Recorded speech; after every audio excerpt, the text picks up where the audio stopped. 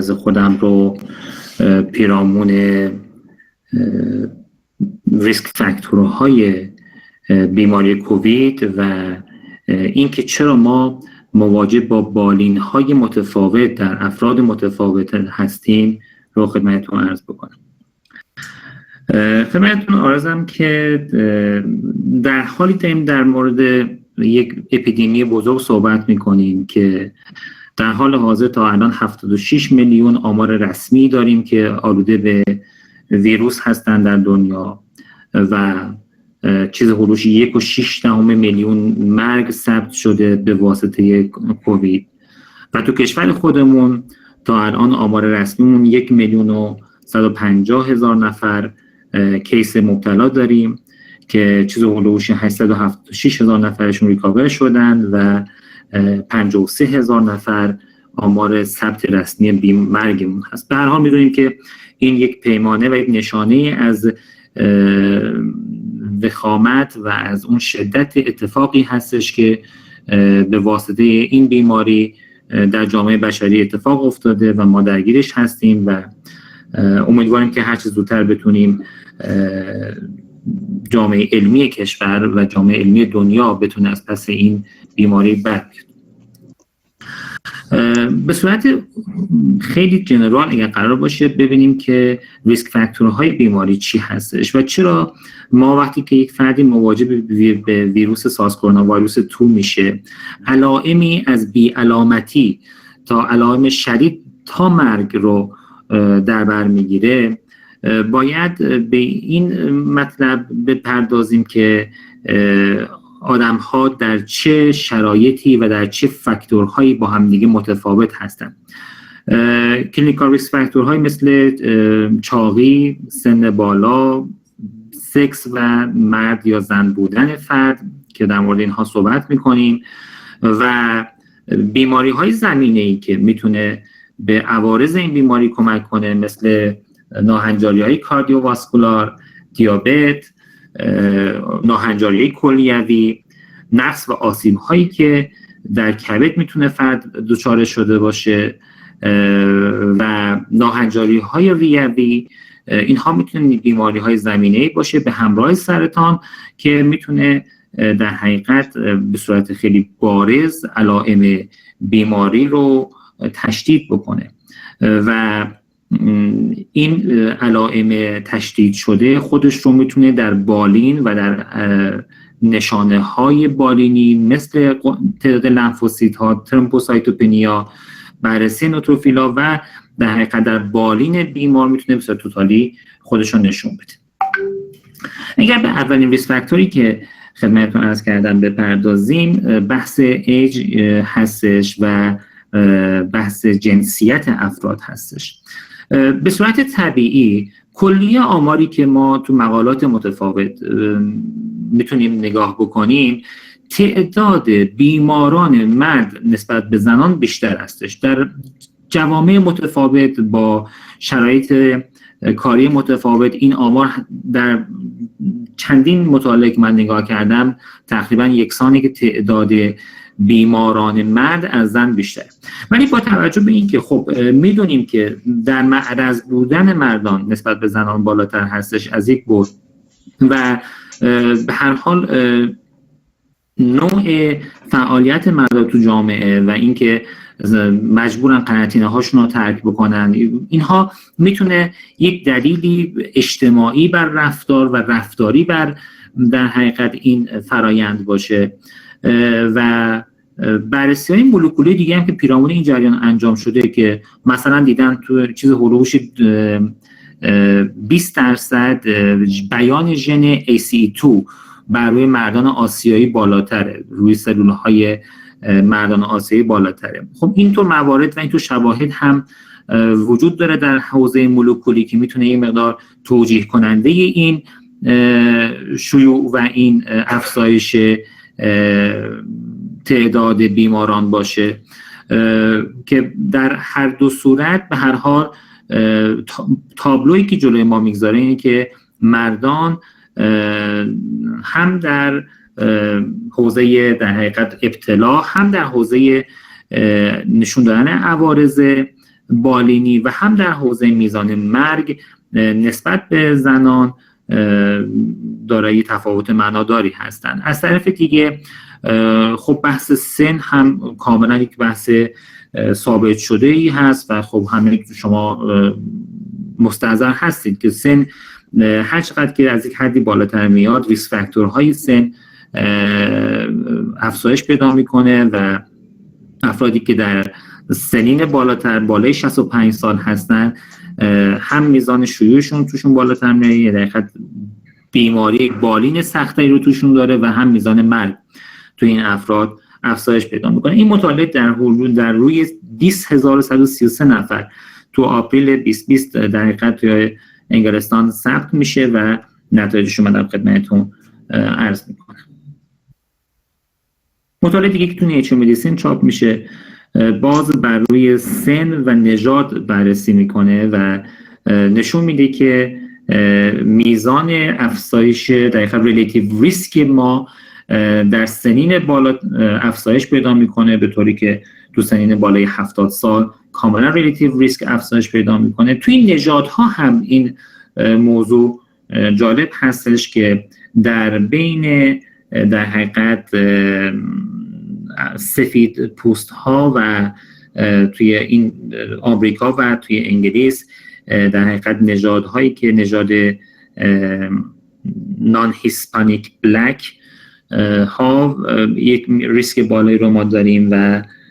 در حقیقت توی نژادها هم تفاوت ریسک معناداری بین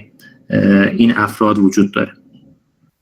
توی مقاله دیگه تو همون مقاله نیچر مدیسن که اگر نگاه بکنید فاکتورهای متفاوت ریسک میتونه مورد بررسی قرار گرفته. سن که هر چقدر که سن بالای 80 بره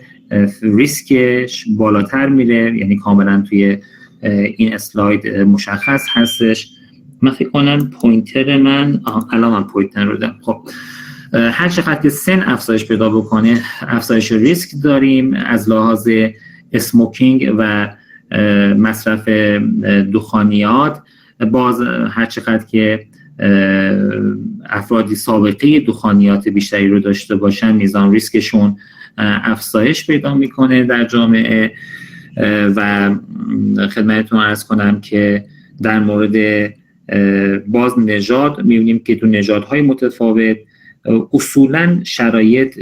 به یکسان هست و شاید تفاوت معناداری رو توشون نبینیم، اگرچه جمعیت مورد مطالعه جمعیت سفید پوست بیشتر توش بوده، ولی از لحاظ ریسک و تفاوت ریسک در حقیقت 2 فولد ریسک، 5 فولد و 10 فولد ریسک توی در حقیقت گروه های متفاوت تفاوت معناداری در جمعیت ها نمیبینیم. ولی از لحاظ BMI و چربی میبینیم که به نسبت هر چقدر که در حقیقت افراد دارای چربی و اوبسیتی بیشتر باشن میتونن ریسک در اندازه 10 فولد اونایی که چربی درجه 3 دارن، یعنی میزانشون بیشتر هستش، بیشتر در حقیقت ریسک قرار میگیرن. کانسر به 2 دسته تقسیم کرده توی مطالعه: هموراژیک مالیگنسی دیاگنوزیس کانسر و نان هماتولوژیک و نان هماتولوژیک. تو حوزه هماتولوژیک در حقیقت ریسک میزان قابل توجهی ما می‌بینیم که افزایش پیدا میکنه تا 10 فولد، ولی تو نان هماتولوژی ها که در حقیقت در چند سال گذشته جزء سابقهشون داشتن سابقه کانسر بوده، می‌بینید که به شدت ریسک افزایش پیدا میکنه نسبت به گروه های دیگه و ما اونها رو صاحب ریسک می‌دونیم. همین فرایند اگر توی دقیقاً همین اسلاید ها اگر ما متمرکزش کنیم روی افرادی که دارای 65 سال سن و بیشتر هستن، کاملا تابلو تغییر پیدا میکنه. یعنی به شدت ریسک ها رزولوشنشون افزایش پیدا میکنه. یعنی تمامی این ریسک ها مثل ایج، مثل اسموکینگ، مثل چربی و چاقی، خود نژاد در افرادی که سنشون از 65 سال میگذره به شدت رزولوشن پیدا میکنه و تغییرات فاحشی میشه. در افراد بالای 65 سال، سن بالای 80 سال ریسکش به شدت افزایش پیدا میکنه. اسموکینگ، اونایی که سابقه اسموکینگ دارن به شدت ریسک بالایی دارن. اونایی که تو نژادها توی افراد بالای 65 سال میبینیم که ریسک در حقیقت هیسپانیک ها و بلک ها اینجا افزایش پیدا میکنه و توی چاقی باز نگاه میکنیم که اونایی که چاق هستند با درجه های متفاوت ریسکشون نسبت به بقیه موارد کاملا بالا رفته. از طرف دیگه باز توی بحث کنسر ما این فرایند رو مشاهده میکنیم. چیزی که جالب هست این که ما واقعا تو کودکان، چون بزرگسالان و بالای 65 سال رو گفتیم، ما تو کودکان بین 1 تا 5% تشخیص کووید رو داریم. اغلب این علائمی که تو بزرگسالان هم هستش، یعنی همراه با تب، با علائم تنفسی، با التهاب همراه هستش و لیمفوسایتوپنیا اصولاً به ندرت در این بچه ها دیده میشه. ولی خب شدت گرفتن و سیوریتی بیماری در بچه ها دیده نمیشه و این در حقیقت نشان دهنده اینه که بعضی از تصورها که بچه ها نمیگیرند و این خودش باعث شیوع بیماری میشه، باید روش توجه داشت که بچه ها میگیرن ولی علائم بالینیشون به خطر زیاد نیست. نکته دیگه بحث ایمنی بود که خیلی سوال ایجاد میکرد که میزان آنتیبادی ها مثلا توی مردها پایین تره از زنان یا سطح ایمنی زنان توی مردان بالاتره. این در حقیقت گزارش که تو جورنال آف مدیکال وایرولوژی چاپ شد نشون داد که واقعا هیچ سطح معناداری از تولید آنتیبادی در شرایط متفاوت بین جوامع متفاوت زنی و مرد پیش از بیماری با علائم بیماری شدید یا خفیف یا ملایم و حتی بعد از بیماری تفاوت معناداری بینشون وجود نداره. پس اون تفاوتی که ما توی جنسیت داریم شاید دلیلش ربطی به قدرت ایمنیزایی یا شدت ایمنیزایی بین مثلا زنان و مردان نیست. واقعا تفاوت معناداری ما توی زن و مرد توی این حوزه نداریم. نکته دیگه که حائز اهمیت هستش چاقی هست و بیماری هایی که پیامد چاقی برای فرد میتونه مرتبط بشه. خب میدونیم که خود چاقی میتونه زمینه خیلی از بیماری های زمینه دیگر شود، مثل دیابت، مثل بیماری قلبی عروقی، مثل ناهنجاری کلیوی و لذا خود چاقی میتونه به شدت به عنوان یک ریسک فاکتور بشه. از سوی دیگر چاقی میتونه کارکردهای دیگری هم داشته باشه. یعنی مطالعات نشون میده که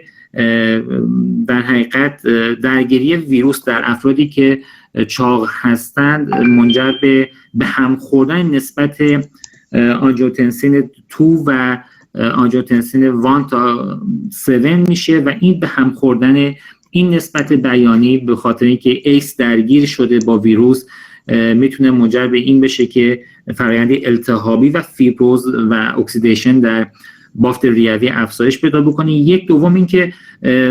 مطالعات نشون داده که آدیپوس تیشو به شدت ACE2 اکسپرشنش بالا هستش، لذا به عنوان یک مخزن و ذخیره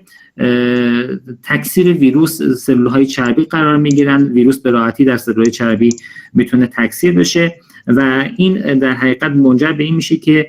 پاکسازی ویروس به تعویق بیفته، تیتر ویروس در بافت و در بدن دیرتر پایین بیاد و این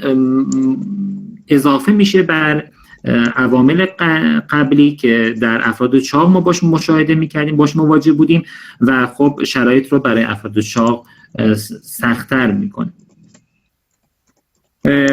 توی این اسلاید در حقیقت ما هم ریسک فاکتورهای متفاوت رو نگاه میکنیم، هم در حقیقت نسبت اونها و درصد اونها در مرگ و میر که نشون میده که حضور اونها میتونه چقدر مؤثر باشه در افزایش مرگ و میر. کرونیک کاردیاک دیزیز،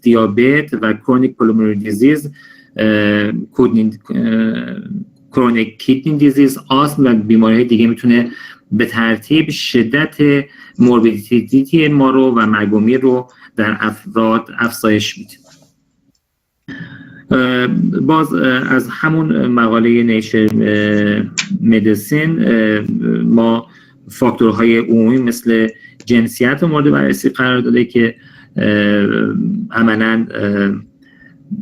تفاوت ریسک در جنسیت ما در درجه‌های ریسک متفاوت نخواهیم داشت. باز این توی سن عمومی، یعنی سن در کلیه افرادی که توی این مطالعه شرکت کردن، هنوز تمرکز رو سن نکرده. توی فشار خون می‌بینیم که خب فشار خون میتونه ریسک رو افزایش بده، مخصوصا در اونایی که فشار خون بالاتری دارن. آسم تفاوت خیلی معناداری رو نسبت به کل جمعیت ایجاد نکرده. دیابت میتونه به عنوان یک ریسک طرح موضوع بشه، کاملا به صورت معمول افرادی که دیابت دارن نسبت به کل جمعیت، تناسبشون در کل جمعیت ریسکشون افزایش پیدا میکنه. سکته ها و استروک میتونه به عنوان یک ریسک تحت موضوع بشه. آرتریتیس یک نکته دیگه هستش که میتونه تحت موضوع بشه. کرونیک هارت دیزیز و کیدنی دیزیز و ریسپیراتوری دیزیز، اینها بیماری هایی هستن که میتونن هر کدومشون در زمره ریسک قرار بگیرن. خب